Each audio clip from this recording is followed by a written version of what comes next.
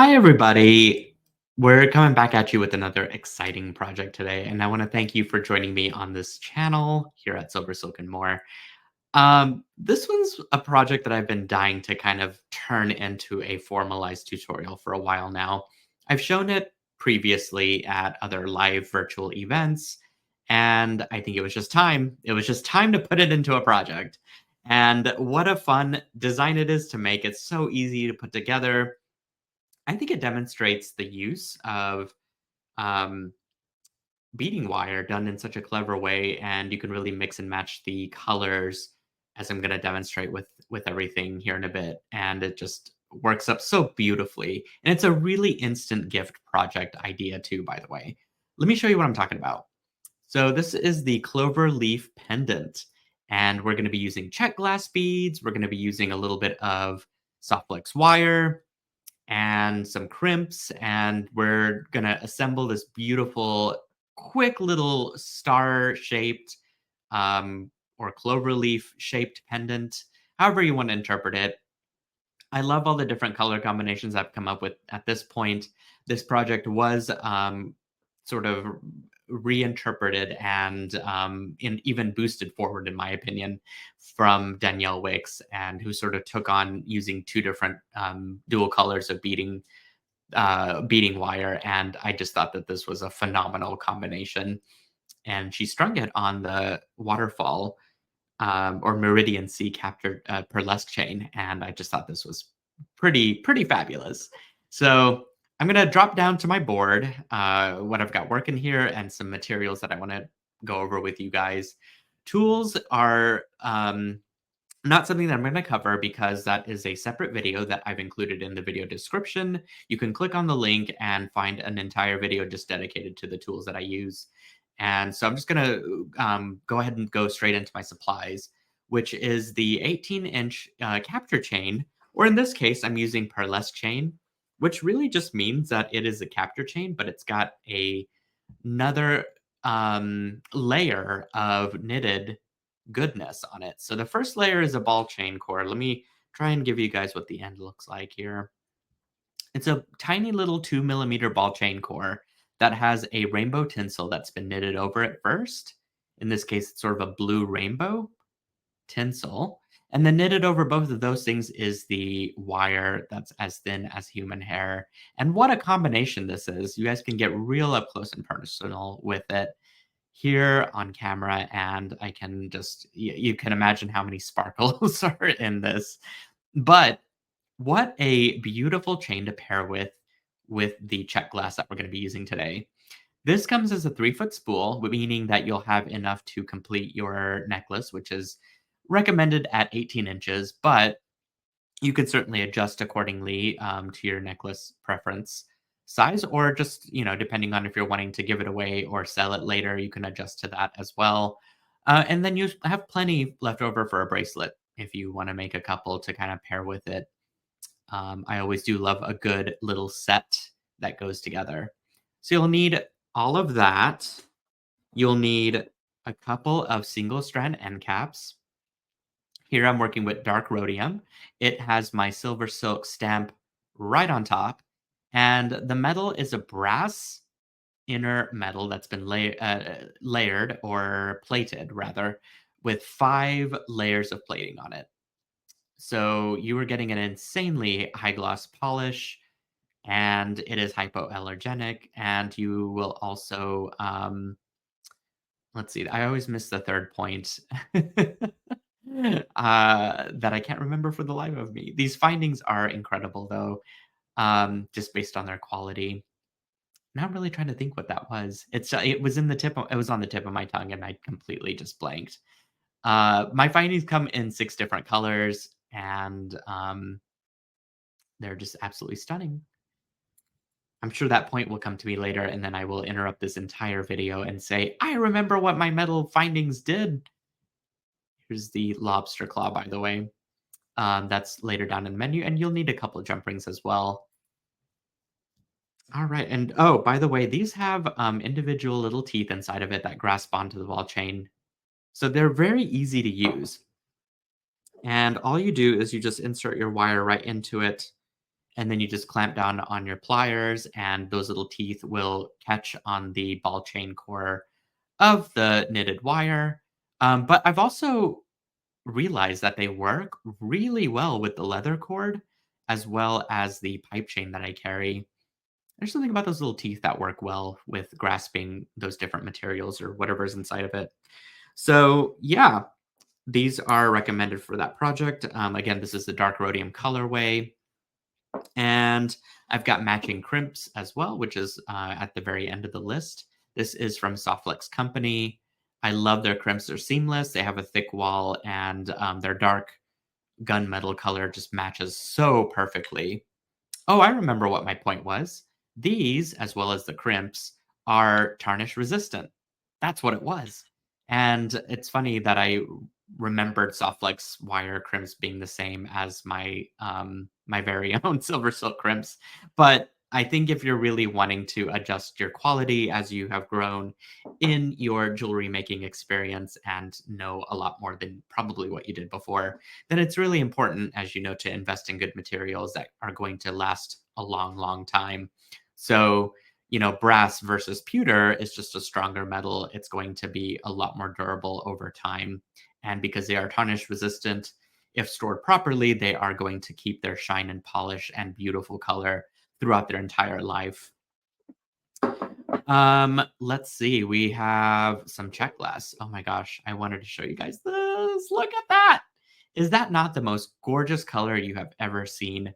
It is a mix between hot pink and cool blue, and that purple in between just makes me squeal my best life, I guess, for my best life. And I am just in love. The facets really show this color off too. It's just phenomenal. So I've got a really cool mix here, and you'll need this, which is, by the way, 8 millimeter in size. They've got a pretty good size hole. It's going to allow for multiple beading wires to go through. You'll also need some complementary size 4 millimeter check glass beads.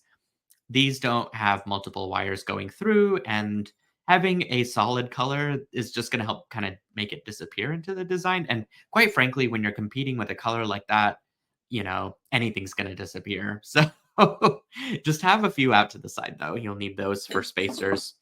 Um, let's talk about our beading wire, because I have got dark blue lapis and pink tourmaline, which match oh so perfectly with our check glass beads.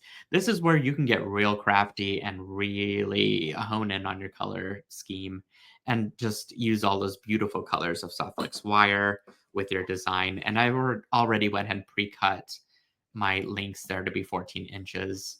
So at this point, I'm basically ready to go. Let's flip it to the next illustration, which is step 1. Cut 2 14-inch links of wire, this beading wire here, and string 3 of the 8 millimeter size beads onto the center of the wires. So I'm going to gather both of these up, and I'm just going to reach over here and grab a few of these check glass beads, and I'm just going to go ahead and string those right through onto the wire as the illustration is telling us to do. All right, just drop those down all the way, and now you've got those nice and centered. All right, step 2, we're going to pass the ends of one of the colors of beading wire through the opposite side of an 8 millimeter check fire polish, which really means that you're going to pick out what your color A and your color B is going to be. For me, color A is going to be this pink tourmaline, and I'm just going to separate it out from color B, which is the blue lapis. And I'm going to grab another check glass bead, and I'm going to drop it down onto the pink tourmaline, or color A in this case, wire. Take your end and pass it from the opposite side through the same check glass bead, just like that. So essentially these wires crisscross each other. And what we're going to do is tighten that down. Keep it nice and centered if you can.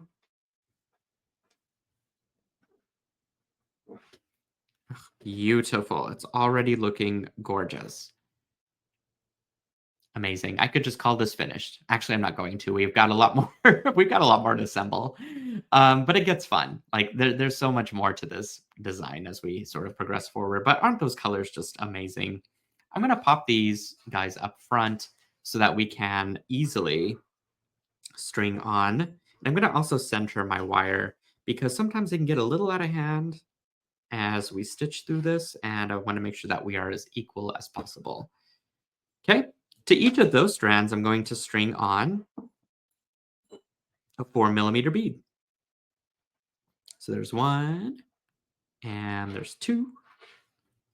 Easy peasy. There we go. All right. String one 8mm fire polish bead onto both colors of beading wire on each side, and then tighten. So what I'm going to do is grab my color A and my color B on the right-hand side and gather those up. I'm going to grab a check glass bead, and I'm going to string that right onto both beading wires at once. Okay, I'm just going to pull this a little tighter so that it stands up. And I'm going to do the same thing to this side. Take both of the wires on the left, gather them together,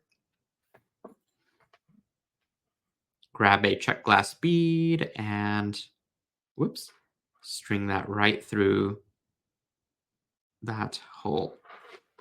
Okay. And go ahead and tighten everything. The easiest way is just to grab color A, which kind of runs through everything at this point, and just tighten it up. You can see those little bits of color in between. It's just super cool. Okay. Now, working with color A, which in our case is the pink tourmaline, I'm going to string on each side 3 size 8mm beads and continue through the step 4 bead. So that'll be this guy right here. What that means is that I'm going to grab 3 of the check glass beads. 1, 2, 3. Drop those down. I'm going to go in here and I'm going to carefully string through the bead that I had both wires go through earlier. And I'm just going to string right through that bead. And I'm going to tighten everything up as I go along here. But you can see as I tighten this, how it's already stacking up together. Okay, this one's a little bit lopsided. So what we're going to do is just pull on that to get that nice and refocus it essentially. And now I'm going to do the same thing to the other side as I just did on my right hand side. So let's do 1, 2, 3. Drop those down. I like to pick it up and then go through the check glass bead. Just find a nice little space here at the top, and when you find it, you can pull accordingly and then just continue to tighten and pull. And everything kind of stays in place quite magically, actually. It's nice when stuff doesn't shift around. Now, this in itself would make an interesting pendant, don't you guys think? Like, we could just kind of end it here and you have this really cool, like, 3-piece little pendant set. So many, many possibilities. There's no way to go wrong on this project. We are just going to continue on with our original design and string on some 4mm. This will be the last of the 4mm. As I mentioned to you guys earlier, like they disappear into the design so you don't really see it, but they are necessary for keeping your spacing correct between each of these rows. So just keep that in mind. They must be 4mm or half size of the beads that you're using in order to really pull this off successfully. Okay. The next step is to add on um, our check glass onto both strands. So let's do that.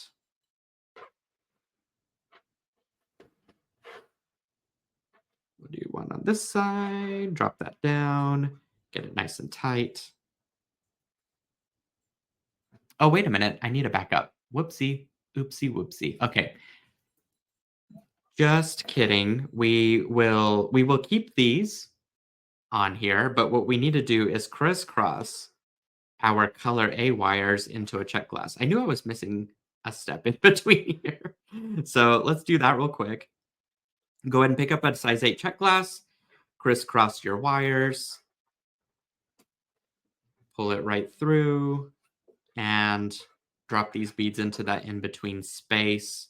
And then go back and string both wires into a check glass bead. That step is very important for making this a successful design. Okay, and again, don't forget to tighten up as you go along here. So I'm going to do one side and then I'm going to do the other.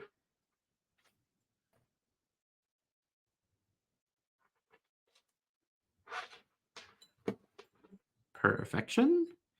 Just go ahead and tighten everything. We'll have a pass that one last bead before we really go back through and kind of comb this with a fine tooth comb. But your last check glass bead, you're going to do the same thing. String it on your color A, crisscross it, and pull, which completes your pendant. And then you can kind of go back and play with it accordingly to where it's going to fall into the right spots and that everything is looking nice and cloverleaf pendanty, just like this. So this puts us, okay, we did step 7. This puts us at step, excuse me, we did step 8, which is actually after 7. And I've lost my spot here real quick. 7, 8, 9. Okay. And at this point, what we're going to do is take both of our color A and color B once again, and we are going to string on a crimp.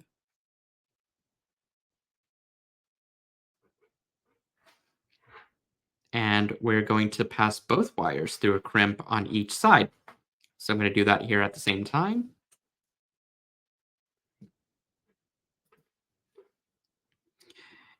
After that, we will be making a loop with color B.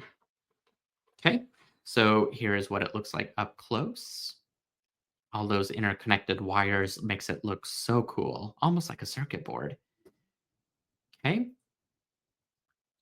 and I kind of just tightened it up here on the ends, but I'm going to grab my color B and string it through that crimp, back through that crimp rather,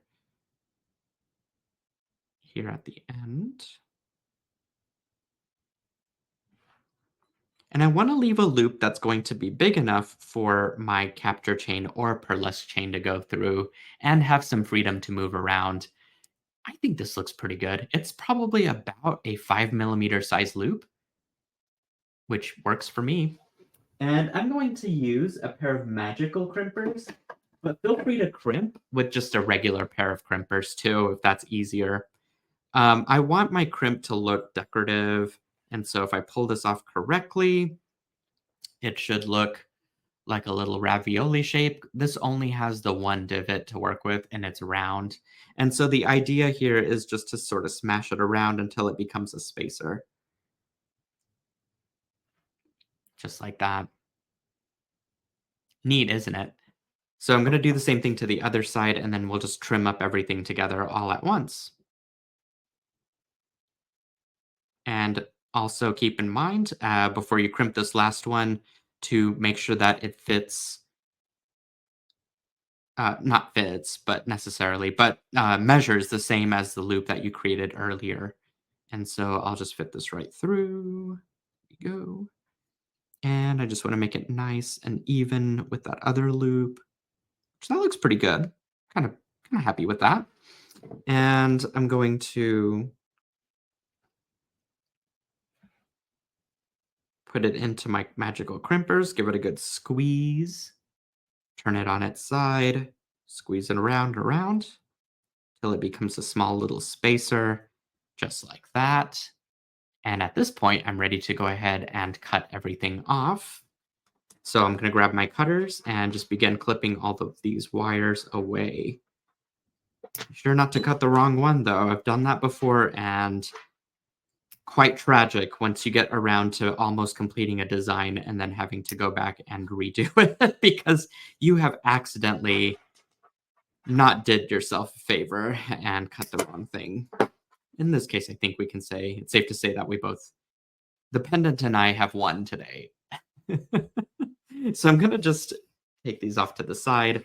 I'm gonna grab my waterfall capture chain, string it through, and at this point, you can measure, cut, whatever you want to do.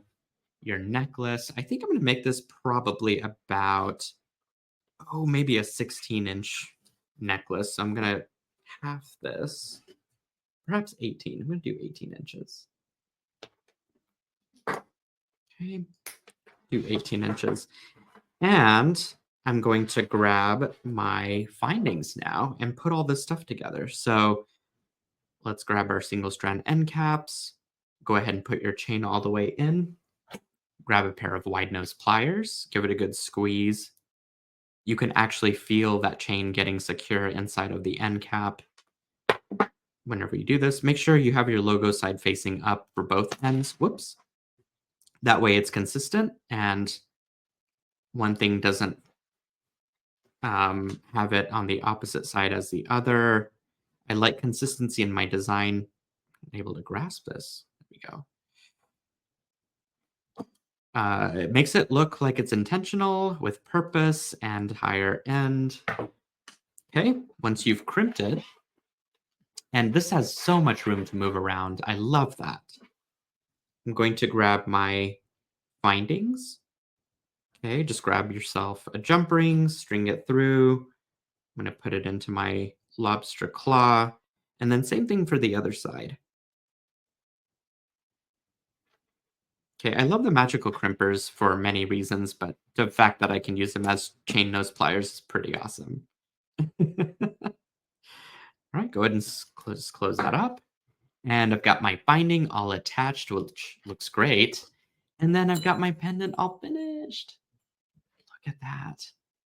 Cloverleaf pendant. It's double-sided, so it doesn't matter if it flips around on the other side or not. And made with those two colors of soft flex wire. I love how the blue kind of blends in with my chain. That way it's not like super distracting either. But I am just in love with this piece. So let me flip over to the picture again and let me know what you guys think of this project in the comments below as you create it, or as you have viewed the video and decided, hey, this channel is pretty awesome. I think I want to give this video a big thumbs up and subscribe to my channel. Tell your friends about it over in your creative community. You can also join the SilverSilk Silkies Facebook group. And be sure to visit silversilkonline.com, pointing to the wrong direction. And you might want to hop over to the SilverSilk videos tutorial. For each of the videos that we do for our YouTube channel, we also create a supplementary guide that's written directions with pictures so that everything that you saw that were diagrams on my right-hand side, on your right-hand side, were included in the article write-up in that video tutorials link that's over on silversilkonline.com. And we're all different learners. I totally get it. I actually don't prefer to read. I like videos, and I also like diagrams. So I made sure to include plenty of those into each of those different projects that Danielle and I have been coming up with. And so you guys are covered all the way. You'll have written, you'll have video, and you'll have pictures, and you'll have what I've been saying on camera as we've been making these videos. And it gets me excited to have all these different opportunities to educate you guys on SilverSilk and share this incredible passion for this project and product with you guys. With that, I believe that's my tutorial for today, but we've got plenty more coming up that I hope you'll join me for. And again, be sure to give this video a like and subscribe. And I will just check you guys out at the next tutorial. Peace. Bye.